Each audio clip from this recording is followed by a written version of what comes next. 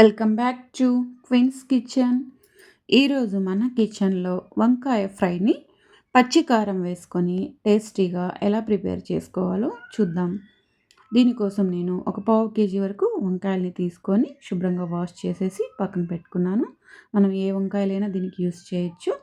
ఆ తర్వాత వీటిని ఇలా పొడవుగా కట్ చేసుకొని సాల్ట్ వాటర్లో వేసి ఉంచుకోవాలి, లేదంటే వంకాయ ముక్కలు నల్లగా అయిపోతాయి. ఇప్పుడు మసాలా ప్రిపరేషన్ కోసం ఒక మిక్సీ జార్ తీసుకొని అందులో కొద్దిగా పచ్చి కొబ్బరి ముక్కలు, కొద్దిగా వెల్లుల్లిపాయలు, కొద్దిగా అల్లం, జీలకర్ర, పచ్చిమిర్చి, కొత్తిమీర, కొద్దిగా ఉప్పు ఇవన్నీ కూడా వేసి ఇలా కచ్చాపచ్చాగా మిక్సీకి వేసుకోవాలి. మెత్తగా వేసుకోకూడదు. ఆ తర్వాత స్టవ్ వెలిగించేసుకొని ప్యాన్ పెట్టుకొని ఒక 3 టేబుల్ స్పూన్స్ వరకు ఆయిల్ వేసేసి ఆయిల్ కాగాక పోపు దినుసులు కూడా వేసుకొని ఫ్రై చేసుకోవాలి. ఆ తర్వాత ఒక మీడియం సైజ్ ఆనియన్ని ఇలా పొడవుగా కట్ చేసి వేసుకొని వీటిని కూడా ఫ్రై అవ్వనివ్వాలి. అందులోని మనం కట్ చేసి పెట్టుకున్న వంకాయ ముక్కలు కూడా వేసేసి కొద్దిగా ఉప్పు, పసుపు ఇవి 2 వేసుకొని వంకాయ ముక్కలన్నీ రెడ్ కలర్ అయ్యే వరకు fry అవ్వనివ్వాలి.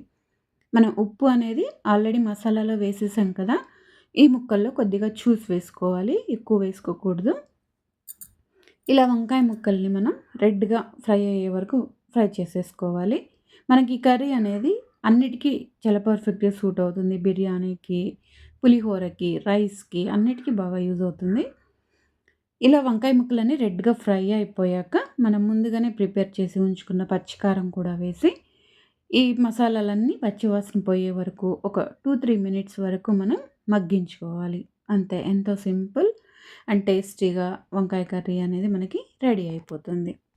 Please like, share, subscribe to my channel.